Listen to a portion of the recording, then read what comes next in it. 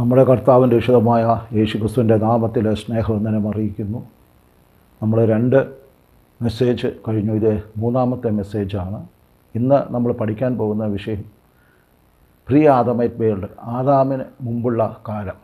ദൈവം ഭൂമിയെ സൃഷ്ടിച്ചതും മനുഷ്യനെ സൃഷ്ടിക്കുന്നതിന് മുമ്പ് ഭൂമിക്ക് എന്ത് സംഭവിച്ചു, ഭൂമിയിലെ സ്ഥിതിഗതികൾ എങ്ങനെയായിരുന്നു, എങ്ങനെയാണ് ഭൂമി ഇങ്ങനെ ആയിത്തീർന്നതെന്നുള്ള മുഴുവൻ കാര്യങ്ങളും ആത്മീയമായിട്ട് വചനത്തിലൂടെയും സയൻറ്റിഫിക്കായിട്ട് ശാസ്ത്രീയമായിട്ട് അതെങ്ങനെ ഭൂമിക്ക് വ്യതിയാനങ്ങളെല്ലാം സംഭവിച്ചു എന്നുള്ളതിനെക്കുറിച്ച് നമുക്ക് തുടർന്നുള്ള ദിവസങ്ങളെ പഠിക്കാൻ ആഗ്രഹിക്കുന്നു. അതുകൊണ്ട് പ്രാർത്ഥനയോടുകൂടെ ദൈവത്തിൻ്റെ സന്നിധിയിൽ ശരണപ്പെട്ടുകൊണ്ട് നമുക്ക് ഈ വചനങ്ങളെ ധ്യാനിക്കാം, ദൈവങ്ങളിലേക്ക് ഏൽപ്പിച്ചു കൊടുക്കാം, പ്രാർത്ഥിക്കാം. നിങ്ങളുടെ മനസ്സിലുള്ള പിതാവും സർവ്വശക്തിയുള്ള ദൈവമായ കർത്താവേ, നിങ്ങൾക്ക് തന്ന എല്ലാ അനുഗ്രഹങ്ങൾക്കായി സ്തോത്രം. ഈ ശ്രേഷ്ഠമേറിയ ദൈവത്തിൻ്റെ കൃപയ്ക്കുള്ളിൽ അങ്ങ് ഞങ്ങളെ വിളിച്ച് വേർതിരിച്ച് ഞങ്ങളുടെ മക്കളും അവകാശമാക്കി തീർത്ത കൃപയ്ക്കായി സ്തോത്രം ചെയ്യും. ഇപ്പോൾ ഞങ്ങളെ സമ്പൂർണ്ണമായിട്ട് ദൈവത്തിൻ്റെ കാര്യങ്ങളിലേക്ക് ഏൽപ്പിക്കുന്നു. ഈ ദൈവത്തിൻ്റെ വചനം കേൾക്കുന്ന സകല വ്യക്തികളെയും കർത്താവായ യേശുക്രിസ്തുവിൻ്റെ പാദപീഠത്തിൽ സമർപ്പിക്കും. യേശുക്രിസ്തുവിൻ്റെ രക്തത്താൽ ഞങ്ങളെ കഴുകണമേ, അങ്ങ് ഞങ്ങളെ ശുദ്ധീകരിക്കണമേ. ദൈവത്തിൻ്റെ വചനം ജീവനുള്ളതും ദൈവ ചൈതന്യമുള്ളതും ഇരുവായ്ത്തലയുള്ള ഏത് വാളിനേക്കാൾ മൂർച്ചയേറിയതും പ്രാണനെയും ആത്മാവിനെയും സന്ധിമഞ്ചളെ വേറുപിടിക്ക് തുളച്ചു ചെല്ലുന്നതുമായ ആ ജീവനുള്ള വചനം ഇത് ഞങ്ങൾക്ക് പഠിക്കുവാൻ തക്കണം. പരിശുദ്ധാത്മാകൃപ നൽകണമെന്ന് പ്രാർത്ഥിക്കും. ഇത് കേൾക്കുന്ന സകല കർത്താവെ പ്രിയപ്പെട്ടവരെയും ദൈവകാര്യങ്ങളിലേക്ക് സമർപ്പിക്കുക. അങ്ങ് ഞങ്ങളോട് സംസാരിക്കണമേ, മഹത്വം അങ്ങ് എടുക്കണമേ. അതിനെയും ദൈവത്തിൻ്റെ കാര്യങ്ങളിലേക്ക് സമർപ്പിക്കുന്നു. യേശു നാമത്തിൽ അപേക്ഷിക്കുന്നു, കൃപയോടെ കേൾക്കണമേ. ആമേൻ. കർത്താവായ യേശുക്രിസ്തുവിൻ്റെ നാമത്തിൽ എൻ്റെ സ്നേഹവന്ദനം അറിയിക്കുന്നു. നമുക്ക് വീണ്ടും ഒരു പ്രാവശ്യം കൂടെ ദൈവത്തിൻ്റെ വചനത്തിന് മുമ്പാകെ നിൽപ്പാൻ തക്കണം കർത്താവ് തന്ന വലിയ ഭാഗ്യത്തിനായിട്ട് നമ്മൾ ദൈവത്തെ സ്തുതിക്കുന്നു. നമ്മൾ ആദ്യം പഠിച്ചത് മനുഷ്യൻ ദൈവത്തിൻ്റെ തേജസ്സേറിയ സൃഷ്ടിയാകുന്നു എന്നുള്ളതിനെക്കുറിച്ചാണ്. അതിനുശേഷം നമ്മൾ പഠിച്ച ദൈവത്തിൻ്റെ വചനം എന്താണ്. ഇന്ന് നമ്മൾ പഠിക്കാൻ പോകുന്ന ഉൽപ്പത്തി പുസ്തകം 1-ാം അധ്യായത്തിൻ്റെ 1-2 വാക്യങ്ങളാണ്. ഇങ്ങനെ തിരുവചനത്തിൽ എഴുതിയിരിക്കുന്നത്: ആദിയിൽ ദൈവം ആകാശവും ഭൂമിയും സൃഷ്ടിച്ചു. ഭൂമി പാഴായും ശൂന്യമായിരുന്നു. ആഴത്തിന്മീതെ ഇരുൾ ഉണ്ടായിരുന്നു. ദൈവത്തിൻ്റെ ആത്മാവ് വെള്ളത്തിന്മീതെ പരിവർത്തിച്ചു കൊണ്ടിരുന്നു. ആദിയിൽ ദൈവം ആകാശം ഭൂമി സൃഷ്ടിച്ചു. അത് കഴിഞ്ഞിട്ട് അടുത്ത സെൻറ്റൻസ് പറയുന്നത് ഭൂമി പാഴായും ശൂന്യമായിരുന്നു. ഉൽപ്പത്തി പുസ്തകം 1-2 വാക്യമാണ്. ഭൂമി പാഴായും ശൂന്യമായിട്ടിരുന്നു. എന്തുകൊണ്ട് ഭൂമി പാഴും ശൂന്യമായിട്ടിരുന്നു? യെശയ്യാവിൻ്റെ പ്രവചന പുസ്തകം 45-ാം അധ്യായത്തിൻ്റെ 18-ാം വാക്യം വായിക്കുമ്പോൾ ആകാശത്തെ സൃഷ്ടിച്ച യഹോവ ഇപ്രകാരം അരുളി ചെയ്യുന്നു: അവൻ തന്നെ ദൈവം, അവൻ ഭൂമിയെ നിർമ്മിച്ചുണ്ടാക്കി, അവൻ അതിനെ ഉറപ്പിച്ചു. വ്യർത്ഥമായിട്ടല്ല, പാർപ്പിനത്രേ അവൻ അതിനെ നിർമ്മിച്ചത്. ഞാൻ തന്നെ യഹോവ, ഞാനല്ലാതെ വേറൊരുത്തനുമില്ല. അവിടെ പറഞ്ഞിരിക്കുന്നു, അവൻ ഭൂമിയെ നിർമ്മിച്ചുണ്ടാക്കി, അവൻ അതിനെ ഉറപ്പിച്ചു. വ്യർത്ഥമായിട്ടല്ല, പാർപ്പിനത്രേ. ദൈവം ഒരു സൃഷ്ടി നടത്തിയിട്ടുണ്ടെങ്കിൽ അത് വ്യർത്ഥമായിട്ടല്ല, അത് പാർപ്പിനാണ്. ഇവിടെ വളരെ ക്ലിയറായിട്ട് പറയുക, യഹോവയായ ദൈവം ഭൂമിയെ നിർമ്മിച്ചുണ്ടാക്കി, അത് വ്യർത്ഥമായിട്ടല്ല, പാർപ്പിനത്രേ. പക്ഷേ നമ്മൾ ഉൽപ്പത്തി പുസ്തകം 2-ാം അധ്യായത്തിൽ വായിക്കുമ്പോൾ ഭൂമി പാഴും ശൂന്യമായിട്ടിരുന്നു. ദീർഘ വർഷങ്ങൾ ഭൂമി പാഴും ശൂന്യമായിട്ടിരുന്നു.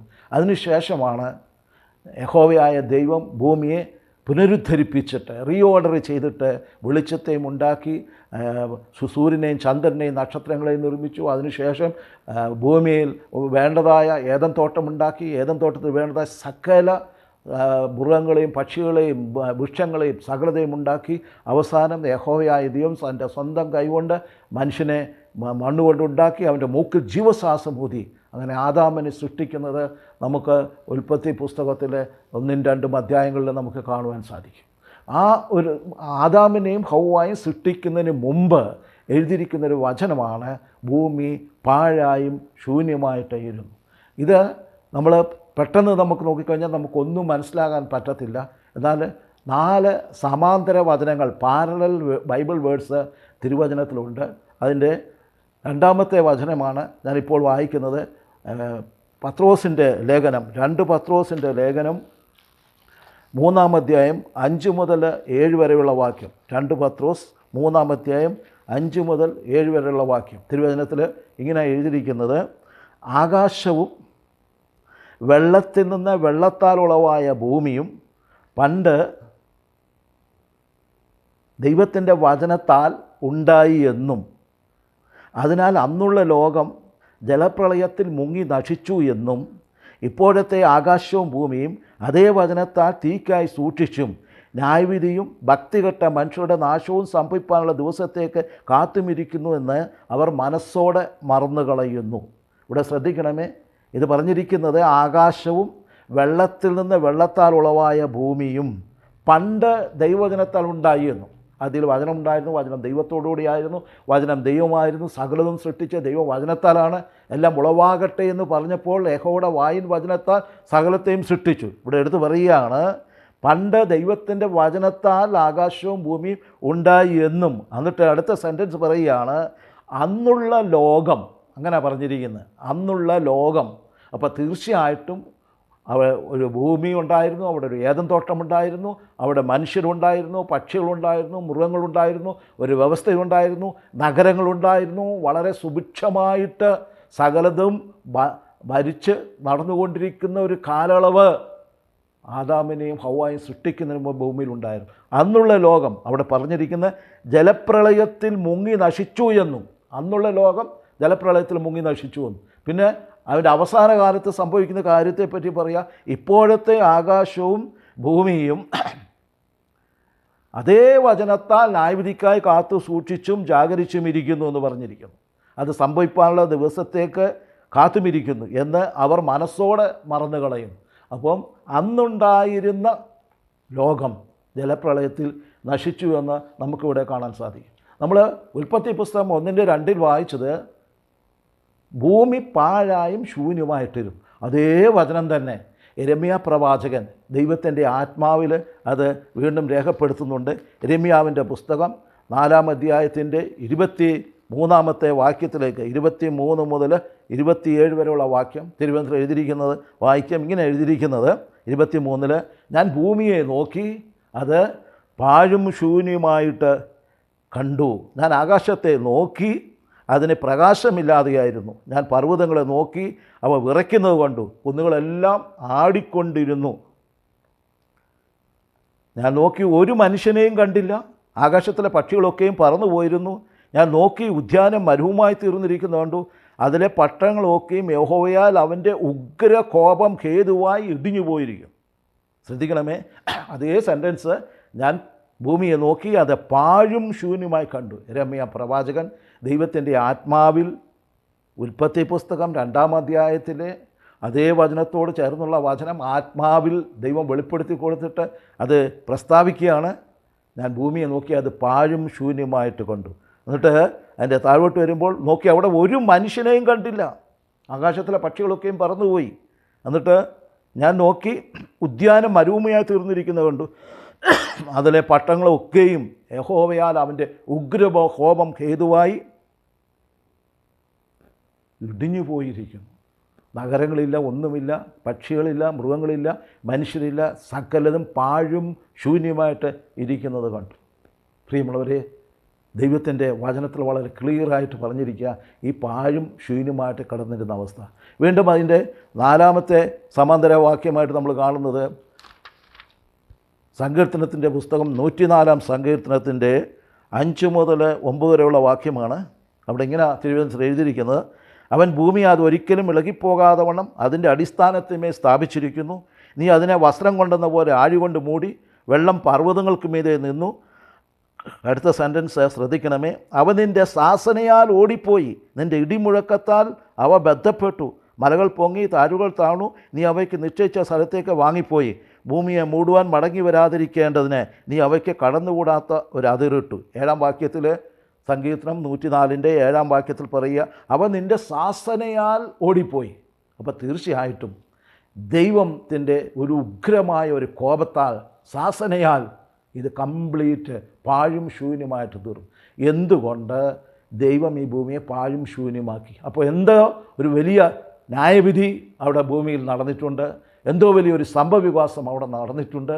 അതിനെപ്പറ്റി നമുക്ക് പഠിക്കണമെങ്കിൽ പ്രിയമുള്ളവരെ, അവ നിൻ്റെ ശാസനയാൽ ഓടിപ്പോയി എന്ന് പറയുമ്പോൾ നമ്മൾ വീണ്ടും പ്രവചന പുസ്തകങ്ങളിലേക്ക് കടന്നു പോകുമ്പോൾ ദൈവത്തിൻ്റെ ആത്മാവ് വളരെ വ്യക്തമായിട്ട് യെശയ്യാ പ്രവാചകനിൽ കൂടെയും യെഹെസ്കേൽ പ്രവാചകനിൽ കൂടെയും ഈ ഭൂമിയിൽ സംഭവിച്ച കാര്യങ്ങളെപ്പറ്റി വളരെ വ്യക്തമായിട്ട് എഴുതിയിട്ടുണ്ട്. നമ്മൾ യെഹെസ്കേലിൻ്റെ പ്രവചന പുസ്തകം 28-ാം അധ്യായത്തിലേക്ക് വരുമ്പോൾ അവിടെ നമുക്കത് കാണുവാനായിട്ട് സാധിക്കും. 28-ാം അധ്യായം, യെഹെസ്കേൽ പ്രവചന പുസ്തകം 28-ാം അധ്യായം 11 മുതലുള്ള വാക്യങ്ങളിൽ ദൈവത്തിൻ്റെ പരിശുദ്ധാത്മാവിനാൽ യെഹെസ്കേൽ പ്രവാചകൻ ആത്മാവിൽ ചില കാര്യങ്ങൾ എഴുതിയിട്ടുണ്ട്. അതിൻ്റെ 11-ാമത്തെ വാക്യം ഞാൻ വായിക്കുകയാണ്. ഇങ്ങനെ എഴുതിയിരിക്കുന്നത്: യഹോവയുടെ അരുളിപ്പാട് എനിക്കുണ്ടായതെന്നാൽ, മനുഷ്യപുത്ര, നീ സോർ രാജാവിനെക്കുറിച്ച് ഒരു വിലാപം തുടങ്ങി അവനോട് പറയേണ്ടത്. എന്നിട്ട് യഹോവയായ ദൈവം ഇപ്രകാരം അരുളി ചെയ്യുന്നു, നീ മാതൃകാ മുദ്രയാകുന്നു, നീ ജ്ഞാനസമ്പൂർണ്ണമാകും. ലൂസിഫറിനെ പറ്റി, അല്ലെങ്കിൽ ഭൂമിയിൽ തള്ളപ്പെട്ടുപോയ സാത്താനായ മാലാഖമാരെ പറ്റി, ആ പഴയ കെരൂബിനെ പറ്റി വളരെ വ്യക്തമായിട്ട് ദൈവത്തിൻ്റെ ആത്മാവ് യെശയ്യാ പ്രവചനത്തിലൂടെ എഴുതിയിരിക്കുകയാണ്. ഇത് പെട്ടെന്ന് വായിച്ചാൽ നമുക്ക് മനസ്സിലാക്കാൻ കഴിയുന്നതല്ല. എന്നാൽ നമ്മൾ യെഹെസ്കേലിൻ്റെ പ്രവചന പുസ്തകം 28-ാം അധ്യായത്തിൻ്റെ 1-ാം വാക്യത്തിലേക്ക് വരുമ്പോൾ, യഹോവയുടെ അരുളിപ്പാട് എനിക്കുണ്ടായതെന്നാൽ, മനുഷ്യപുത്ര, നീ സോർ പ്രഭുവിനെക്കുറിച്ച് പറയേണ്ടത്. അവിടെ ഉപയോഗിച്ചിരിക്കുന്ന വാക്ക് യെശയ്യാ പ്രവാചകൻ സോർ പ്രഭു എന്നാണ്. യെഹെസ്കേൽ പ്രവചനത്തിൻ്റെ പുസ്തകത്തിനകത്ത് മുഴുവനും എല്ലാ ഇടങ്ങളിലും എഴുതിയിരിക്കുന്നത് പ്രഭു എന്നാണ്. രാജാവെന്ന് ഒരു സ്ഥലത്തും പറഞ്ഞിട്ടില്ല. ആകെ പറഞ്ഞിട്ടുള്ളത് 1-ാം അധ്യായത്തിൻ്റെ 2-ാം വാക്യത്തിൽ രഹബിയാം രാജാവിനെക്കുറിച്ച് മാത്രമേ അവിടെ പറഞ്ഞിട്ടുള്ളൂ. ഇവിടെ എഴുതിയിരിക്കുന്നത് ശ്രദ്ധിക്കണമേ, സോർ എന്നുള്ളത് ഇംഗ്ലീഷിൽ ടൈർ എന്നാണ് ആ സ്ഥലത്തിൻ്റെ പേര്. ലെബനോൻ നഗരത്തിലെ ഒരു പട്ടണമായിരുന്നു അത്. BC 585 മുതൽ 573 വരെയുള്ള കാലഘട്ടത്തിലാണ് ഇസ്താബേൽ രണ്ടാമൻ രാജാവാണ് അവിടെ ഭരിച്ചിരുന്നത്. ആ ഇസ്താബേൽ രണ്ടാമൻ രാജാവ് ജീവിച്ചിരുന്ന കാലങ്ങളിൽ ആ പ്രഭു, സോർ പ്രഭു എങ്ങനെയാണ് ജീവിച്ചതെന്ന് അതിൻ്റെ 1-ാം അധ്യായത്തിൽ വിശദമായിട്ട് എഴുതിയിട്ടുണ്ട്. യെഹെസ്കേൽ പുസ്തകം 28-ാം അധ്യായം, അതിൻ്റെ ചില വാക്യങ്ങൾ ഞാൻ വായിക്കാൻ ആഗ്രഹിക്കുകയാണ്. 2-ാം വാക്യം മുതൽ ഇങ്ങനെ എഴുതിയിരിക്കുന്നത്: മനുഷ്യപുത്ര, നീ സോർ പ്രഭുവിനെക്കുറിച്ച് പറയേണ്ടത്, യഹോവയായ കർത്താവ് ഇപ്രകാരം അരുളി ചെയ്യുന്നു, നിൻ്റെ ഹൃദയം നിഗളിച്ചു പോയി, നീ ദൈവമല്ല, മനുഷ്യൻ മാത്രമായിരിക്കെ ഞാൻ ദൈവമാകുന്നു, ഞാൻ സമുദ്രമധ്യേ ദേവാസനത്തിൽ ഇരിക്കുന്നു എന്ന് പറഞ്ഞ് നീ ദൈവഭാവം നടിച്ചതുകൊണ്ട് നീ ദാനിയേലിലും ജ്ഞാനിയല്ലോ. നീ അറിയാതെ വണ്ണം മറച്ചു വെക്കാവുന്ന ഒരു രഹസ്യവുമില്ല. നിൻ്റെ ജ്ഞാനം കൊണ്ടും വിവേകം കൊണ്ടും നീ ധനം സമ്പാദിച്ചു, പൊന്ന് വെള്ളിയും നിൻ്റെ ഭണ്ഡാരത്തിലേക്ക് സംഗ്രഹിച്ചു വെച്ചു. നീ മഹാജ്ഞാനത്തോടും കൂടെ കച്ചവടത്താൽ ധനം വർദ്ധിപ്പിച്ചു. നിൻ്റെ ഹൃദയം ധനനിമിത്തം ഗർഭിച്ചും ഇരിക്കുന്നു. അതുകൊണ്ട് തന്നെ യഹോവയായ കർത്താവ് ഇപ്രകാരം അരുളി ചെയ്യുന്നു, നീ ദൈവഭാവം നടിക്കിയാൽ ഞാൻ ജാതികളിൽ ഉഗ്രന്മാരായ അന്യജാതിക്കാരെ നിൻ്റെ നേരെ വരുത്തും. അവർ നിൻ്റെ ജ്ഞാന ശോഭയുടെ നേരെ വാളൂരി നിൻ്റെ പ്രഭയെ അശുദ്ധമാക്കും. ഇവിടെ സംഭവിച്ചിരിക്കുന്നത്, ഈ സോർ പ്രഭു തൻ്റെ സമ്പത്തും ധനവും തൻ്റെ ഐശ്വര്യവും എല്ലാം കണ്ടിട്ട് സ്വയം അങ്ങ് ദൈവമായിട്ട് മാറി. എന്നിട്ട് ക്ലിയറായിട്ട് യെഹെസ്കേൽ പ്രവാചകൻ ആത്മാവിൽ പറയുക, നീ ദൈവമല്ല. ഞാൻ വായിക്കുന്നത് 2-ാമത്തെ വാക്യമാണ്. നീ ദൈവമല്ല, മനുഷ്യൻ മാത്രമായിരിക്കെ ഞാൻ ദൈവമാകുന്നു, ഞാൻ സമുദ്രമധ്യേ ദേവാസനത്തിൽ ഇരിക്കുന്നു എന്ന് പറഞ്ഞു. ഒരു മനുഷ്യന് പറയുകയാണ്, ഞാൻ ദൈവമാണ്, എല്ലാവരും എന്നെ ബഹുമാനിക്കണം, എല്ലാവരും എന്നെ മണങ്ങണം, എല്ലാവരും എന്നെ ആരാധിക്കണം എന്നുള്ള രീതിയിലേക്ക് സോർ പ്രഭു വന്നപ്പോൾ, ആ സോർ പ്രഭുവിൻ്റെ കാര്യങ്ങൾ മുഴുവൻ വന്നപ്പോൾ വളരെ ക്ലിയറായിട്ട് നമുക്ക് മനസ്സിലാക്കാം, ഈ സോർ പ്രഭു സാത്താനുമായിട്ട് കമ്പയർ ചെയ്യുകയാണ്. അതാണ് യെഹെസ്കേലിൻ്റെ പുസ്തകം 28-ാം അധ്യായത്തിൻ്റെ 11-ാം വാക്യത്തിൽ വരുമ്പോൾ, യഹോവയുടെ അരുളിപ്പാട് എനിക്കുണ്ടായെന്നാൽ, മനുഷ്യപുത്ര, നീ സോർ രാജാവിനെക്കുറിച്ച് ഒരു വിലാപം തുടങ്ങി അവനോട് പറയേണ്ടത്. സോർ പ്രഭു എന്നല്ല അവിടെ ഉപയോഗിച്ചിരിക്കുന്നത്, സോർ രാജാവ്. പെട്ടെന്ന് തന്നെ രാജാവായിട്ട് കൊണ്ടുവരും. എന്നിട്ട് പെട്ടെന്ന് ആ രാജാവിനെ, അല്ലെങ്കിൽ ആ പ്രഭുവിനെ, സോർ പ്രഭുവിനെ, ഇസ്താബേൽ പ്രഭുവിനെ സാത്താനുമായിട്ട് കമ്പയർ ചെയ്തിട്ട് വേഗം ദൈവത്തിൻ്റെ ആത്മാവ് ഭൂമിക്ക് സംഭവിച്ച സാത്താൻ എങ്ങനെ ഉണ്ടായി എന്നുള്ള വിഷയങ്ങളെപ്പറ്റിയുള്ള മഹത്തരമായ ഒരു മർമ്മം നമുക്ക് വെളിപ്പെടുത്തി തരികയാണ്. അതിൻ്റെ താഴെ ഞാൻ വായിക്കുകയാണ്, യഹോവയായ കർത്താവ് ഇപ്രകാരം അരുളി ചെയ്യുന്നു, നീ മാതൃകാമുദ്രയാവുന്നു, നീ ജ്ഞാനസമ്പൂർണ്ണനും സൗന്ദര്യസമ്പൂർണ്ണനും തന്നെ. നീ ദൈവത്തിൻ്റെ തോട്ടമായ ഏദനിലായിരുന്നു. പീതരത്നം, വജ്രം, പുഷ്പരാഗം, ഗോമേതകം, സൂര്യകാന്തം, നീലക്കല്ല്, മാണിക്യം, മരതകം മുതലായ സകല രത്നങ്ങളും നിന്നെ മൂടിയിരുന്നു. നിന്നിലുള്ള കൂടുകളുടെയും പണി പൊന്നുകൊണ്ടുള്ളതായി, തടങ്ങളുടെയും കൂടുകളുടെയും പണി പൊന്നുകൊണ്ടുള്ളതായിരുന്നു. നീ ചിറക് വിടർത്ത് മറയ്ക്കുന്ന കെരൂബാകുന്നു. ഞാൻ നിന്നെ വിശുദ്ധ ദേവപർവ്വത്തിൽ ഇരുത്തിയിരുന്നു. നീ അഗ്നിമയരഥങ്ങളുടെ മധ്യേ സഞ്ചരിച്ചു. നിന്നെ സൃഷ്ടിച്ച നാൾ മുതൽ നിങ്ങൾ നീതികേട് കണ്ടതുവരെ നീ നടപ്പിൽ നിഷ്കളങ്കനായിരുന്നു. നിൻ്റെ വ്യാപാരത്തിൻ്റെ പെരുപ്പത്ത് നിമിത്തം നിൻ്റെ അന്തർഭാഗം സാഹസം കൊണ്ട് നിറഞ്ഞു. നീ പാപം ചെയ്തു. അതുകൊണ്ട് ഞാൻ നിന്നെ അശുദ്ധനെന്നെണ്ണി ദേവപർവ്വതത്തിൽ നിന്ന് തള്ളിക്കളഞ്ഞു. മറയ്ക്കുന്ന കെരൂബേ, ഞാൻ നിന്നെ അഗ്നിമയരഥങ്ങളുടെ മധ്യേ നിന്നെ മുടിച്ചു കളഞ്ഞു. നിൻ്റെ സൗന്ദര്യ നിമിത്തം നിൻ്റെ ഹൃദയം ഗർവിച്ചും നിൻ്റെ പ്രഭ നിമിത്തം നീ നിൻ്റെ ജ്ഞാനത്തെ വഷളാക്കി. ഞാൻ നിന്നെ നിലത്ത് തള്ളിയിട്ടു. രാജാക്കന്മാർ നിന്നെ കണ്ട് രസിക്കത്തക്കോണം അവരുടെ മുമ്പിൽ ഇട്ടുകളഞ്ഞു. പ്രിയമുള്ളവരെ, ക്ലിയറായിട്ട് ഇവിടെ പറഞ്ഞിരിക്കുക, നീ മാതൃകാ മുദ്രയാകുന്ന സൗന്ദര്യ സമ്പൂർണ്ണം. നീ ദൈവത്തിൻ്റെ തോട്ടമായ ഏദനിലായിരുന്നു. നമുക്ക് ക്ലിയറായിട്ട് മനസ്സിലായല്ലോ. യഹോവയായ ദൈവം ഭൂമിയെ സൃഷ്ടിച്ച് ഭൂമി പാഴും ശൂന്യമായി തീരുന്നതിന് തൊട്ടു മുമ്പ് യഹോവയായ ദൈവം ഈ ഭൂമിയെ ഭരിക്കുവാൻ, ഈ ഭൂമിയെ നടത്തുവാൻ കെരൂബായ ലൂസിഫറിനെ അല്ലെങ്കിൽ സാത്താനെ ഏൽപ്പിച്ചു കൊടുത്തു. വളരെ മനോഹരമായിട്ട് ഭൂമിയെല്ലാം പോയിക്കൊണ്ടിരുന്നപ്പോൾ ഈ കെരൂബിൻ്റെ ലൂസിഫറിൻ്റെ പ്രത്യേകത എന്ന് പറഞ്ഞാൽ അവൻ ജ്ഞാനസമ്പൂർണ്ണം സൗന്ദര്യസമ്പൂർണ്ണമാണ്. ആ സൗന്ദര്യത്തെപ്പറ്റി മുഴുവൻ 9 രത്നങ്ങളെ കൊണ്ട് മൂടിയിരിക്കുന്ന കാര്യങ്ങളെക്കുറിച്ച് 12 നവരത്നങ്ങളെ കൊണ്ട് മൂടിയിരിക്കുക. അത് മുഴുവൻ പറഞ്ഞ് നമ്മൾ വായിച്ചല്ലോ. ഇവിടെ എഴുതിയിരിക്കുന്നു, പീതരത്നം, വജ്രം, താമ്രമണി, പുഷ്പരാഗം, ഗോമേതകം, സൂര്യകാന്തം, നീലക്കല്ല്, മാണിക്യം, മരതകം. പ്രിയമുള്ളവരെ, സകലവിധ രത്നങ്ങളും കൊണ്ട് മൂടിയിരിക്കുന്നു.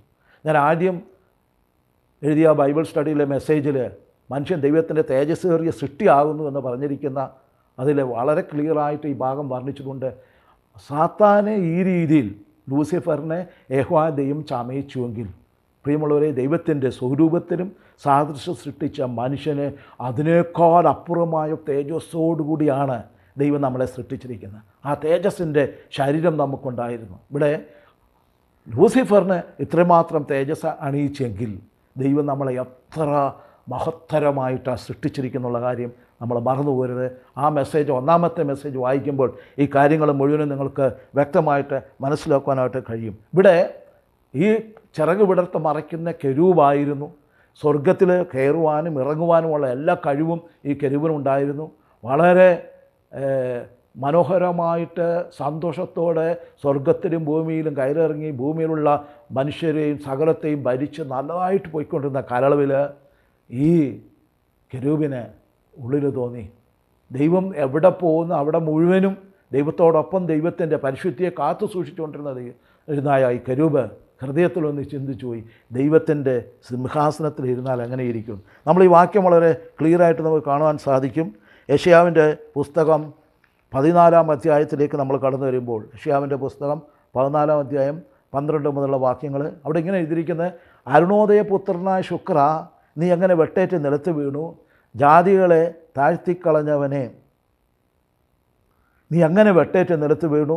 ഞാൻ സ്വർഗത്തിൽ കയറും, എൻ്റെ സിംഹാസനം ദൈവത്തിൻ്റെ നക്ഷത്രങ്ങൾക്ക് മീതെ വയ്ക്കും. ഉത്തരദിക്കിൻ്റെ അതിർത്തി സമാഗമന പർവ്വത്തിൽ ഞാൻ ഇരുന്നരുളും. ഞാൻ മേഘോന്നതങ്ങൾക്ക് മീതെ കയറും, ഞാൻ അത്തിനോട് സമനാകും എന്നല്ലോ നീ ഹൃദയത്തിൽ പറഞ്ഞത്. അവിടെ എഴുതിയിരിക്കുന്ന ഈ ലൂസിഫർ അല്ലെങ്കിൽ ഈ സാത്താൻ പ്രവർത്തിച്ചില്ല, ഹൃദയത്തിൽ ചിന്തിച്ചു. ദൈവത്തിൻ്റെ ആ സിംഹാസനം കണ്ടപ്പോൾ തൻ്റെ പ്രഭയും തൻ്റെ സൗന്ദര്യവും തൻ്റെ അധികാരങ്ങളും ഭൂമിയെ ഭരിക്കുവാനൊക്കെ കൊടുത്തതായ ഭരണകർത്താവായി തീർന്ന ആ അധികാരങ്ങളെല്ലാം കണ്ടിട്ട് ഈ ലൂസിഫറിൻ്റെ ഹൃദയത്തിൽ ഒരാഗ്രഹം, ദൈവത്തിൻ്റെ സിംഹാസനത്തിൽ ഇരുന്നാൽ എങ്ങനെയായി. അവിടെ എഴുതിയിരിക്കുന്നത് ശ്രദ്ധിക്കണമേ, അരുണോദയപുത്രനായ ശുക്ര, നീ എങ്ങനെ ആകാശത്ത് നിന്ന് വീണു, ആകാശത്ത് നിന്ന് സ്വർഗത്ത് നിന്ന് നീ എങ്ങനെ വീണു.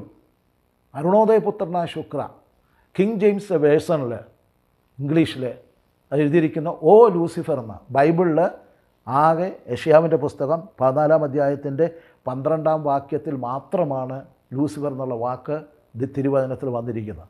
മലയാളത്തിൽ അതിൻ്റെ ട്രാൻസ്ലേഷൻ വന്നിരിക്കുന്നത് അരുണോദയപുത്രനായ ശുക്ര എന്നാണ്. ശുക്രൻ നമുക്കറിയാം, അത് ഇംഗ്ലീഷിൽ വീനസ് എന്ന പ്ലാനറ്റാണ്, ഒരു ഗ്രഹമാണത്.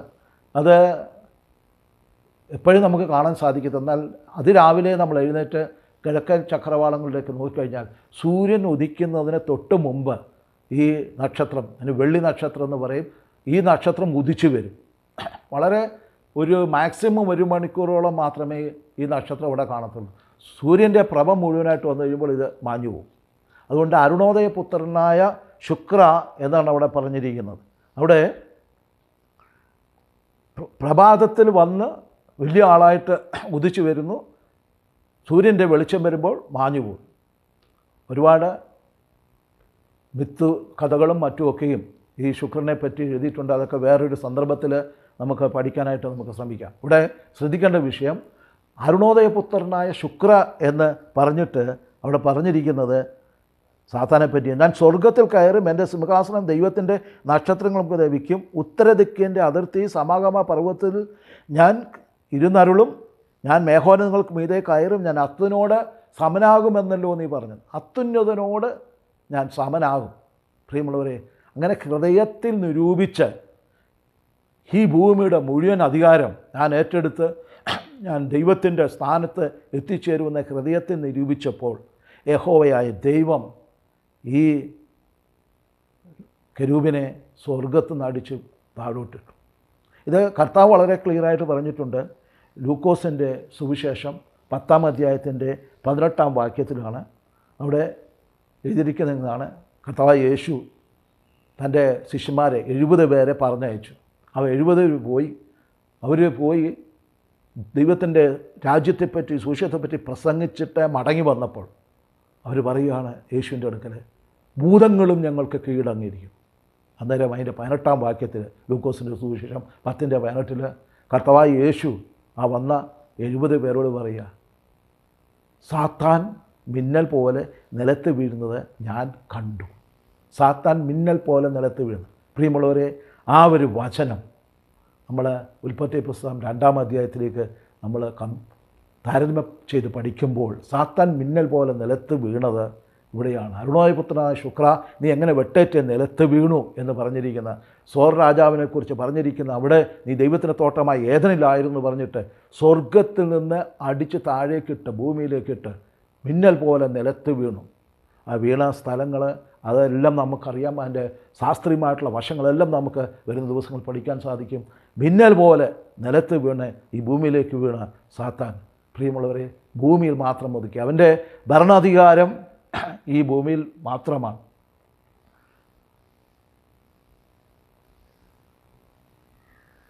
ബാബിലോൺ രാജാവിനെ പറ്റിയാണ് യെശയ്യാവിൻ്റെ പ്രവചന പുസ്തകം 14-ാം അധ്യായത്തിൽ എഴുതിയിരിക്കുന്നത്.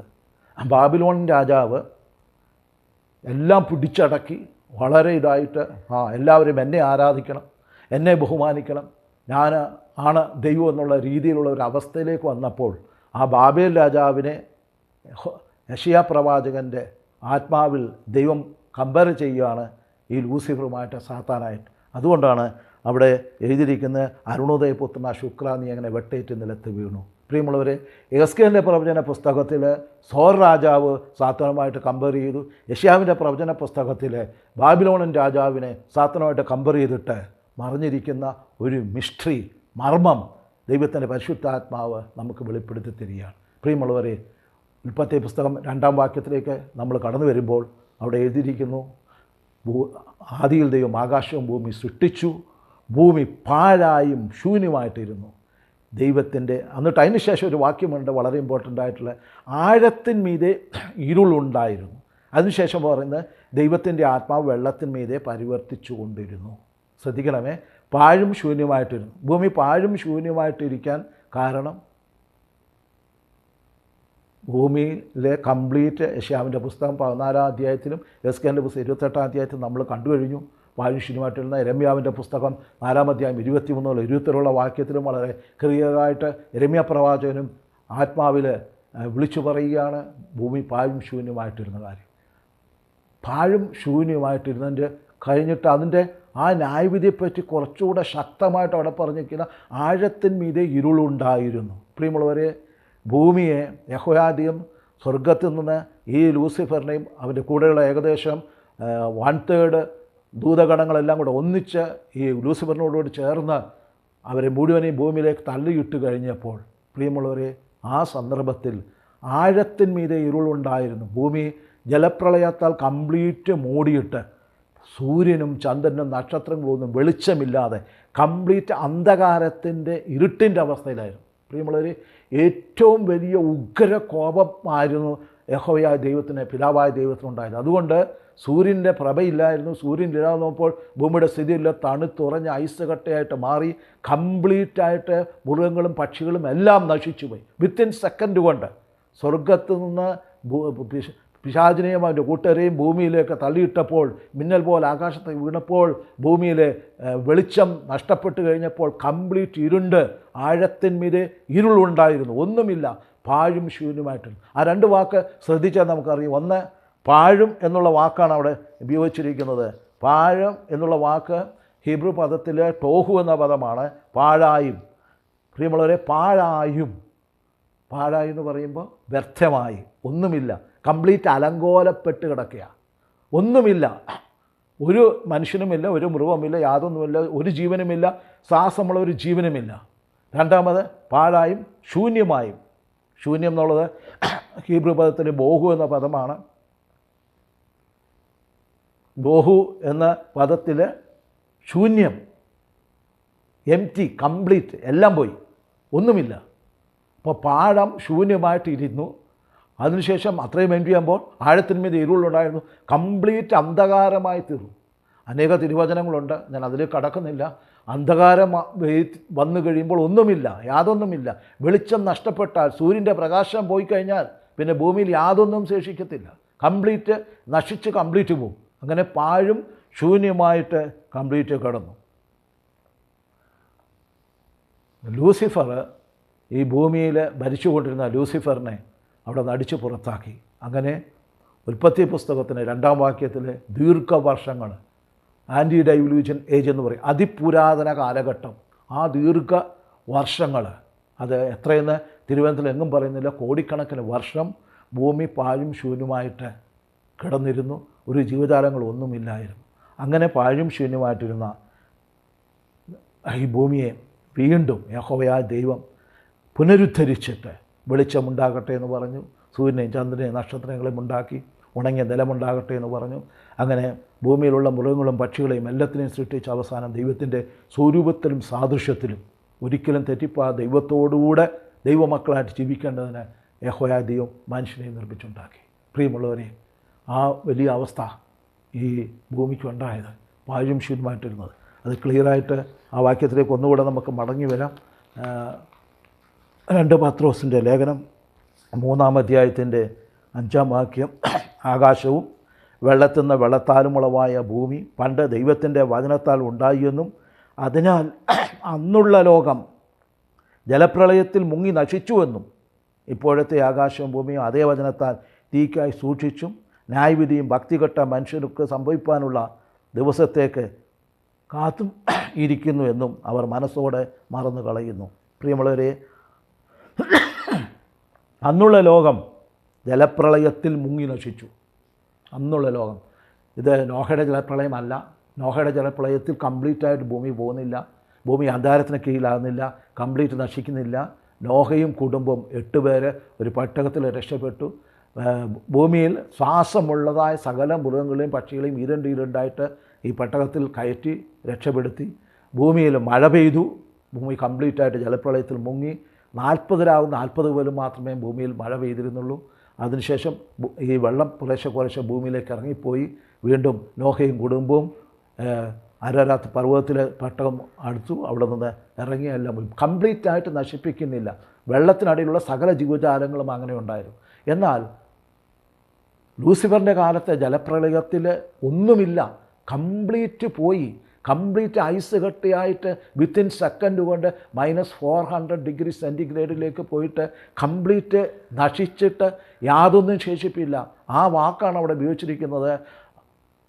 ഭൂമി പാഴായും ശൂന്യമായിട്ടിരുന്നു. യെരമ്യാ പ്രവാചകനും അത് തന്നെ പറയുകയാണ്, ഭൂമി പാഴായും ശൂന്യമായിട്ടിരുന്നു, ഒന്നുമില്ലായിരുന്നു, കംപ്ലീറ്റായിട്ട് പോയി, കംപ്ലീറ്റ് നശിപ്പിച്ചു. പ്രിയമുള്ളവരെ, യഹോവയായ ദൈവത്തോട് മത്സരിച്ച് നിഗളം വന്നപ്പോൾ സാത്താനെ അവൻ്റെ കൂട്ടരെയും എന്നേക്കുമായിട്ട് തട്ടി കളയുന്നതായിട്ട് നമ്മൾ കാണാൻ സാധിക്കും. തിമോത്തിയോസിൻ്റെ ലേഖനം 1 തിമോത്തിയോസ് 3:6 എഴുതിയിരിക്കുന്നത്, നിഗളിച്ചിട്ട്, അവിടെ ശ്രദ്ധിക്കണമേ, നിഗളിച്ചിട്ട് പിശാചിന് വന്ന ശിക്ഷാവധിയിൽ അകപ്പെടാതിരിക്കാൻ പുതിയ ശിഷ്യന് വരുന്നത്. അവിടെ ആ പുതിയ ശിഷ്യന്മാരെ തിമോത്തിയോസ്, അപ്പോസ്തലനായ പൗലോസ് തിമോത്തിയോസിനെ ലേഖനത്തിൽ വളരെ ക്ലിയറായിട്ട് പറയുക, നിഗളിച്ചിട്ട് പിശാചിന് വന്ന ശിക്ഷാവധിയിൽ അകപ്പെടാതിരിപ്പാൻ.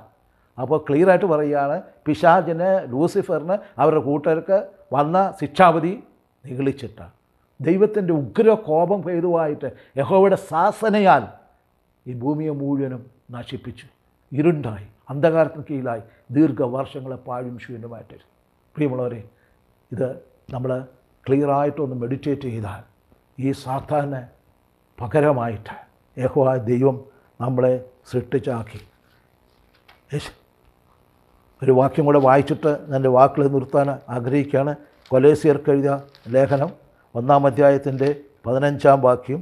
കൊലോസ്യർക്ക് എഴുതിയ ലേഖനം 1-ാം അധ്യായം 15-ാം വാക്യത്തിൽ അപ്പോസ്തലനായ പൗലോസ് ആത്മാവിൽ എഴുതിയിരിക്കുന്ന ഒരു വാക്യമുണ്ട്, വായിക്കട്ടെ.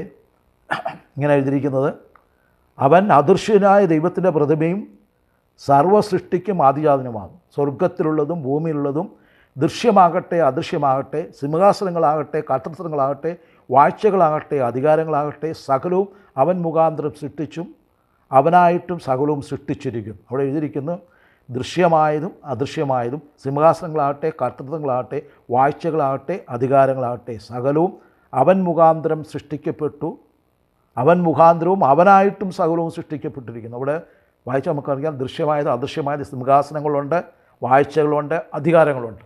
ഇതെല്ലാം യഹോവയായ ദൈവം ഭൂമിയെ സൃഷ്ടിച്ചപ്പോൾ വാഴ്ചകളും അധികാരങ്ങളും ഉണ്ടായിരുന്നു.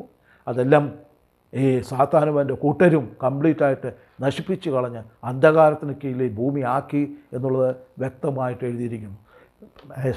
എഫേസ്യർക്ക് 1:4 ലോകസ്ഥാപനത്തിന് മുമ്പേ തിരഞ്ഞെടുത്തിരിക്കുന്നു. പ്രിയമുള്ളവരെ, ഇതെല്ലാം വചനങ്ങളെല്ലാം നമ്മൾ ചേർത്ത് വായിക്കുമ്പോൾ ഭൂമിയിൽ ഒരു ഭരണാധികാരിയായി പിശാച് ഉണ്ടായിരുന്നു. ആ പിശാചിനെയും അവരുടെ കൂട്ടരെയും ഭൂമിയിൽ നിന്ന് മാറ്റിയിട്ട് യഹോവയായ ദൈവം തന്നോടുകൂടെ നിത്യത മുഴുവൻ നിൽക്കത്തക്കവണ്ണം തൻ്റെ സ്വരൂപത്തിലും സാദൃശ്യം സൃഷ്ടിച്ച് ആ മനുഷ്യൻ്റെ ഉള്ളിൽ വസിച്ച് ദൈവം നമ്മയും കർത്താവ് യേശുക്രിസ്തുവിനെ ഒന്നാക്കി ചേർത്ത് ദൈവം വസിക്കുന്ന വാസസ്ഥലമാക്കി നമ്മളെ മാറ്റി ഏൽപ്പിച്ചു കൊടുക്കാൻ. നമ്മൾ വരുന്ന ദിവസങ്ങളിൽ ഇതിൻ്റെ ശാസ്ത്രീയമായിട്ട് ഇതെങ്ങനെ ഈ ഭൂമിക്ക് വന്ന മാറ്റത്തെപ്പറ്റി നമുക്ക് വ്യക്തമായിട്ട് പഠിക്കാൻ സാധിക്കും. അതിനായിട്ട് ദൈവത്തിൻ്റെ പരിശുദ്ധാത്മ നമ്മളെ സഹായിക്കട്ടെ. ദൈവങ്ങളെ ഏൽപ്പിച്ചു കൊടുക്കാം. ഈ വചനങ്ങളാൽ ദൈവം നമ്മളെ അനുഗ്രഹിക്കട്ടെ. ആമേൻ.